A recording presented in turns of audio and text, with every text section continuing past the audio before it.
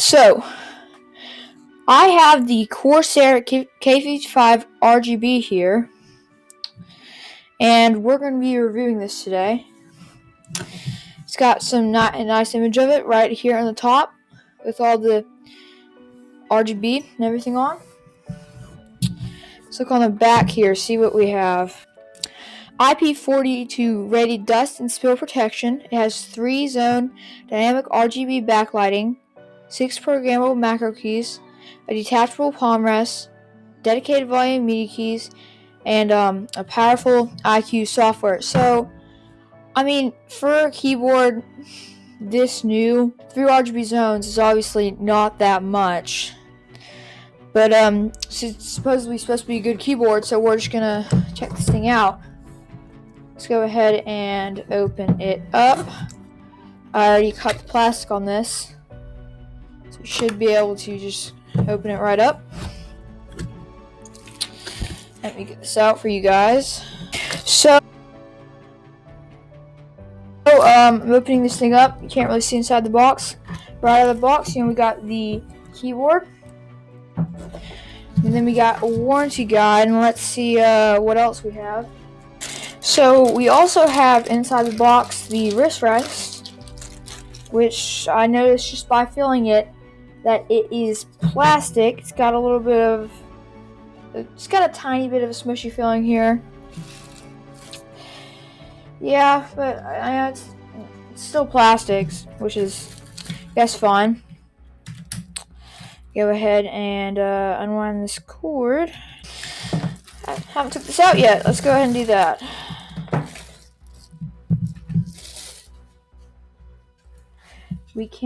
This is a detachable wrist rest, so we can go ahead and attach this thing onto there. Okay, this is a big keyboard. It's sort of falling off. Huh. That's a nice little mechanism it has. We can do the satisfying plastic peel on it. Okay, so this keyboard is made by Corsair. Some first impressions. It's got obviously it has macro keys, 6 dedicated macro keys. It's got some media control up here. You got your stop, fast forward, backwards, play, pause, fast forward. It's got volume adjustment buttons, which is obviously nice if you don't want to go into the menu and adjust that. Let me go ahead and plug this in so you guys can see what this RGB looks like. Okay, so we got this thing plugged in, and it looks really nice. It's got all this RGB. So one downside of this keyboard is that it's a USB 2.0 keyboard, which obviously is going to be slower than your standard USB 3.0 keyboard, but it's still going to be fine because you don't really need that kind of USB 3.0 speeds. It is a great budget keyboard. Let's see how this feels first. It's pretty quiet.